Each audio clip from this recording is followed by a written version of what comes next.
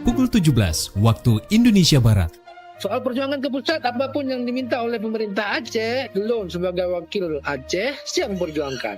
Saatnya kita dengarkan dan kita saksikan Lintas 17, informasi aktual dari seluruh penjuru Aceh. Kejaksaan Tinggi Aceh menuntut 40 orang bandar narkoba dengan ancaman hukuman mati. Kabupaten Aceh Singkil Provinsi Aceh dengan menyediakan anggaran sebesar 25 miliar rupiah. Inilah Lintas 17 bersama Korwil 17 Banda Aceh.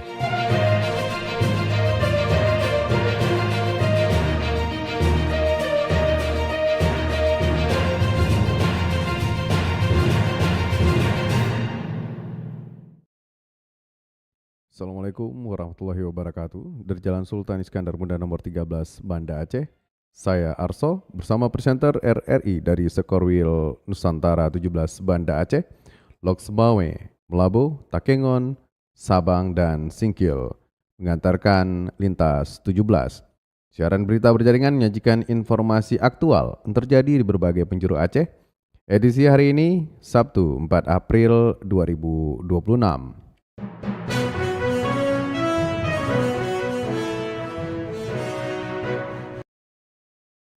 Berita utama yang dapat Anda simak sore ini diantaranya BMKG Nagan Raya peringatkan masyarakat potensi hujan lebat dan angin kencang. MAA Sebelum Salam mengusulkan batas maksimal mahar 2 mayam emas.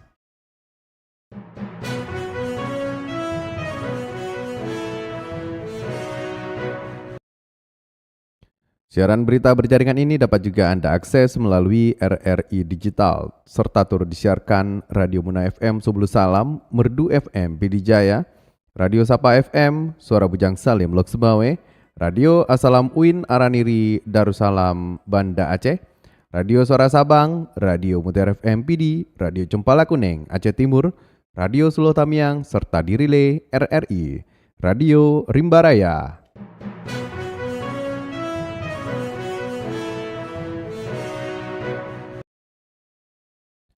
Baiklah, saudara, berita pertama kami mulai dari Kutaraja, Banda Aceh.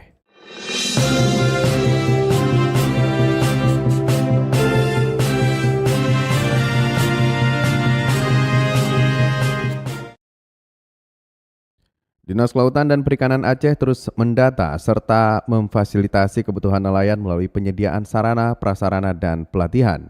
Selengkapnya dilaporkan Cindy Novita.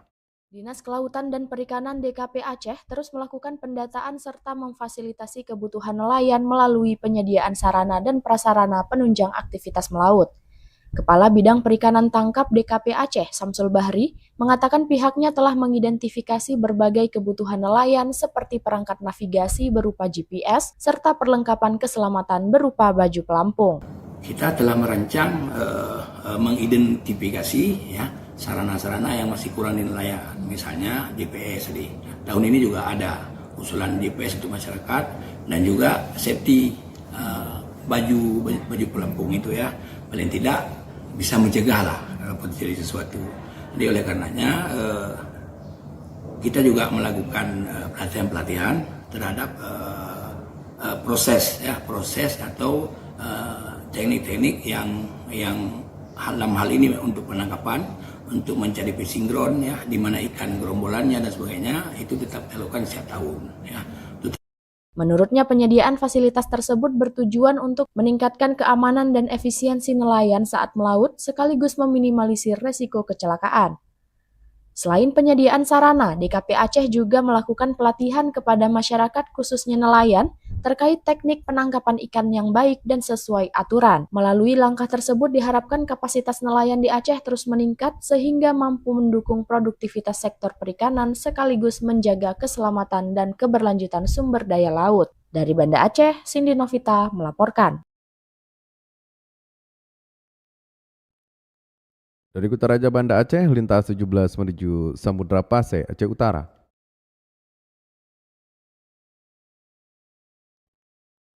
Ya, pendengar, masih dari Kutaraja Banda Aceh, Dinas Pendidikan Aceh apresiasi pelaksanaan Pascal SMA Negeri 10 Fajar Harapan bertajuk Aceh dan Pahang, Malaysia.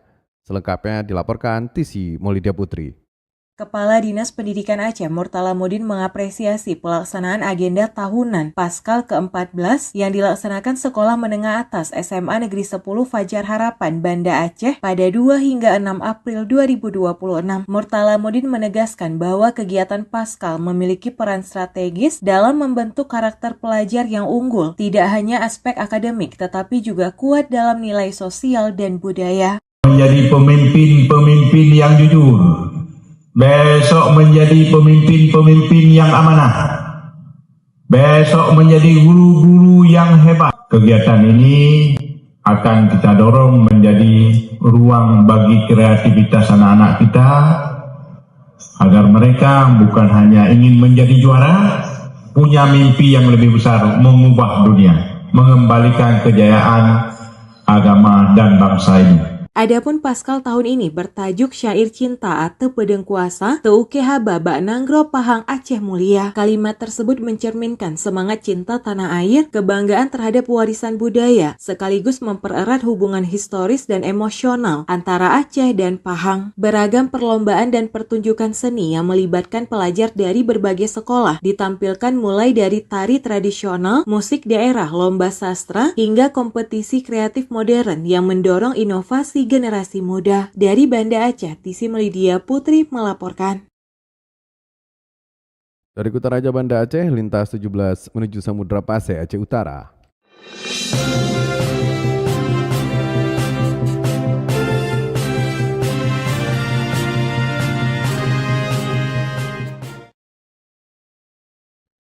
Sekretaris Daerah atau Sekda Kota Lok Sumawe, A. Haris, berharap penyaluran bantuan pangan dapat berjalan tepat sasaran dan memberikan manfaat nyata bagi masyarakat. Berikut Maimun Akbar melaporkan. Sekda Kota Lok Sumawe A. Haris berharap penyaluran bantuan pangan yang dilakukan oleh Bulog Lok Sumawe dapat berjalan tepat sasaran dan memberikan manfaat nyata bagi masyarakat. Hal tersebut disampaikan saat menghadiri launching penyaluran bantuan pangan di kantor Bulog cabang Kota Lok Sumawe. A. Haris menegaskan ketepatan sasaran menjadi hal krusial dalam setiap program bantuan pemerintah. Yang terutama dalam hal penyalurannya. Dalam hal penyalurannya tidak ada hal-hal yang kurang diinginkan. Artinya terutama dalam penyaluran ini harus tertib. Itu harus tertib dulu. Kemudian orang-orang yang menerima benar-benar orang-orang yang membutuhkan. Itu adalah merupakan langkah kita untuk mendapatkan bantuan berikutnya. Dalam program tersebut, Bulog Lok Sumawe menyalurkan bantuan pangan dalam jumlah besar, yakni 461 ton beras dan 92.292 liter minyak goreng. Bantuan ini ditujukan untuk membantu memenuhi kebutuhan pokok masyarakat di wilayah kerjanya. Adapun jumlah penerima manfaat dalam program ini mencapai 23.073 kepala keluarga. Data penerima telah melalui proses verifikasi agar sesuai dengan kriteria masyarakat yang membutuhkan. Setiap kepala keluarga menerima bantuan berupa 20 kg beras dan 4 liter minyak goreng. Bantuan tersebut diharapkan mampu meringankan beban pengeluaran rumah tangga, khususnya dalam memenuhi kebutuhan sehari-hari. Pemerintah daerah juga menekankan pentingnya pengawasan selama proses penyaluran berlangsung. Hal ini dilakukan untuk meminimalisir potensi penyimpangan serta memastikan bantuan tersalurkan secara merata. Maimun Akbar melaporkan. Dari Lok Sumawe kita menuju Melabo.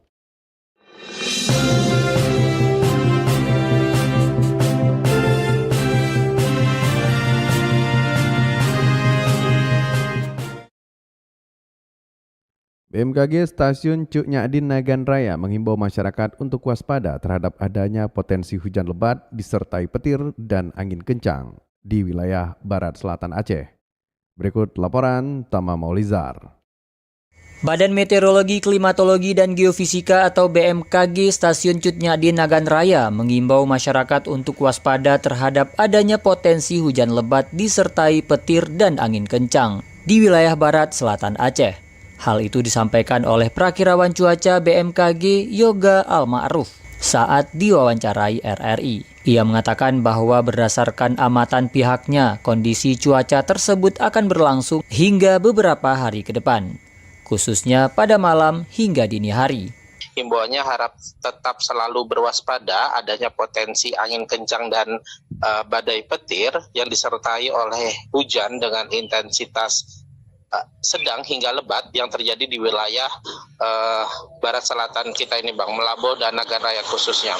Yoga menyebut penyebab dari terjadinya potensi hujan lebat hingga beberapa hari ke depan ini diakibatkan oleh adanya sirkulasi siklonik yang terbentuk di wilayah perairan barat selatan Aceh, tepatnya di perairan Aceh Barat dan Nagan Raya. Ia menyebut sistem ini membentuk daerah konvergensi hingga memicu terbentuknya awan hujan atau awan cumulus dan cumulonimbus. Lebih lanjut, Yoga menyebut berdasarkan hasil monitoring BMKG, efek sirkulasi siklonik ini masih akan terjadi hingga beberapa hari ke depan di wilayah barat selatan Aceh, khususnya di wilayah Aceh Barat, Nagan Raya, hingga Subul Salam dan Singkil.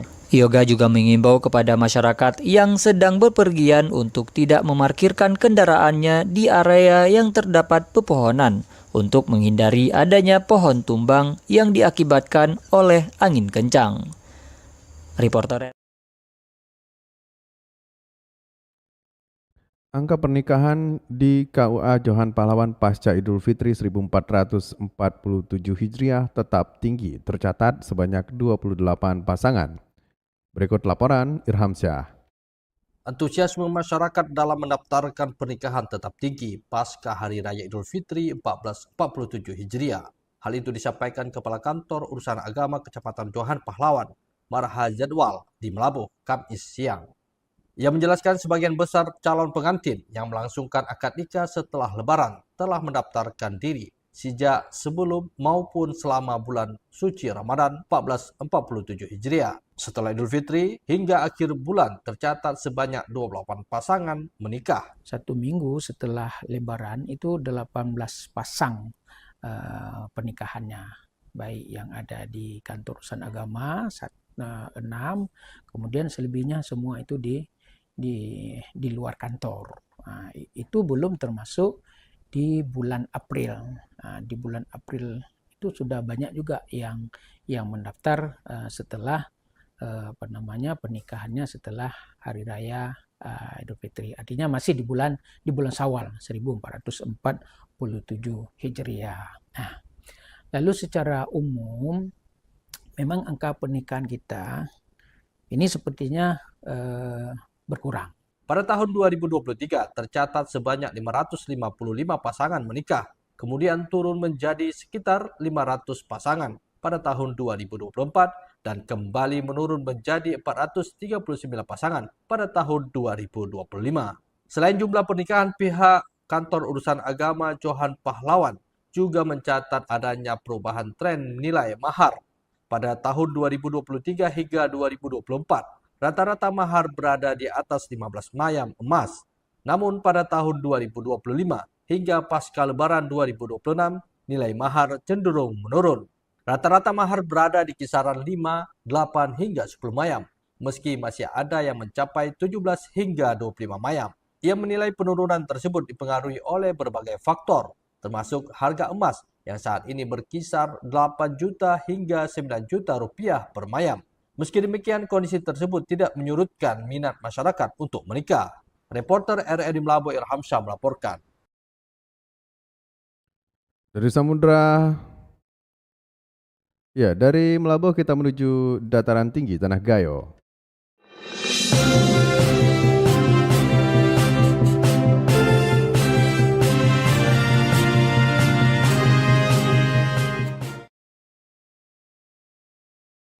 Bupati Aceh Tengah ikut entry meeting pemeriksaan laporan keuangan pemerintah daerah atau LKPD tahun 2025. Laporan Sanusi. Bupati Aceh Tengah mengikuti entry meeting pemeriksaan laporan keuangan pemerintah daerah LKPD tahun 2025 secara daring di Comment Center Dinas Kominfo Aceh Tengah kemarin. Kegiatan ini menjadi langkah awal dalam proses pemeriksaan oleh BPK sebagai upaya memperkuat transparansi dan akuntabilitas pengelolaan keuangan daerah. Turut hadir Ketua DPRK, Sekda, para asisten, serta sejumlah kepala perangkat daerah terkait. Kepala Keuangan Aceh Tengah Gunawan Putra mengatakan Aceh Tengah masuk dalam salah satu wilayah pemeriksaan BPK. Dalam waktu dekat akan turun tim dari BPK Perwakilan Aceh untuk melakukan pemeriksaan terhadap LKP di 2025. Ini termasuk juga jadi Aceh Tengah masuk dalam salah satu wilayah pemeriksaan BPK.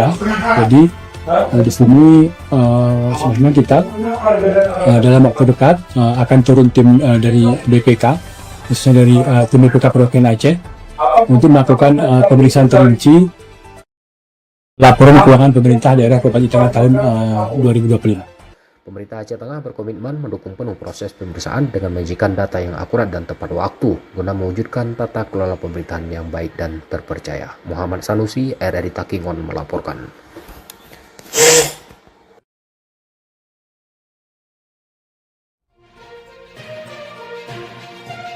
Anda sedang mendengarkan Lintas 17 dari Korwil 17 Banda Aceh.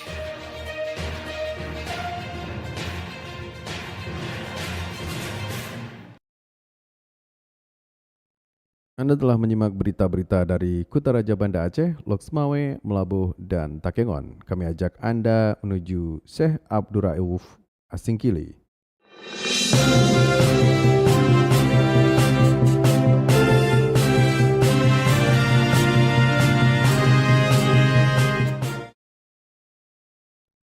Ketua MAA Subul Salam mengusulkan batas maksimal mahar 2 mayam emas guna merespon lonjakan harga pasar demi mempermudah urusan pernikahan serta meringankan beban ekonomi calon mempelai.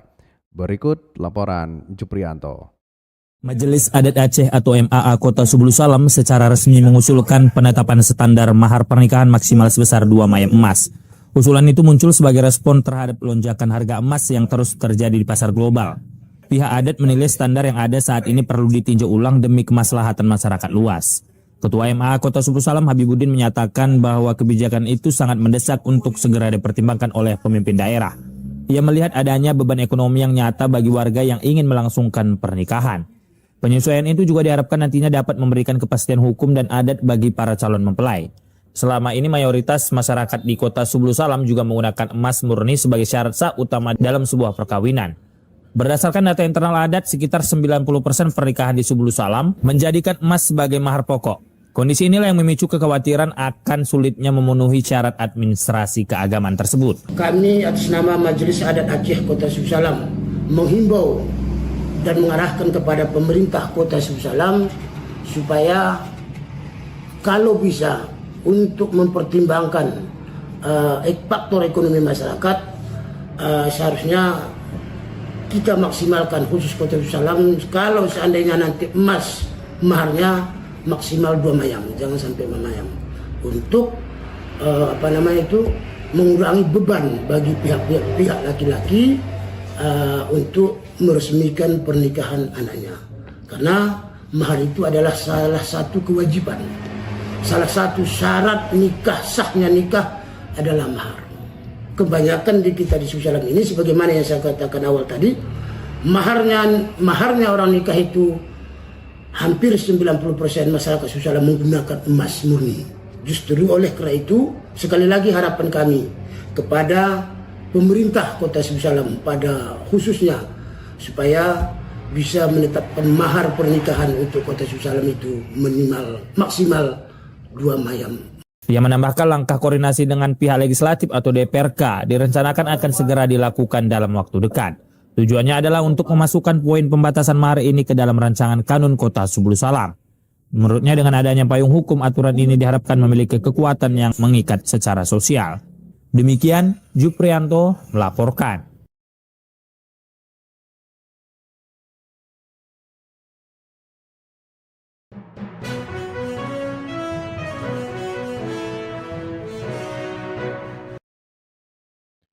Dengan berakhirnya laporan tadi, berakhir sudah Lintas 17 sore ini. Berita utama dari RRI Wilayah Batas Selasar, Korwil 17 Banda Aceh. Atas perhatian Anda kami ucapkan terima kasih. Wassalamualaikum warahmatullahi wabarakatuh. Sekali di udara, tetap di udara. Demikian Lintas 17 sore ini. Produksi Korwil 17 Banda Aceh. Aceh.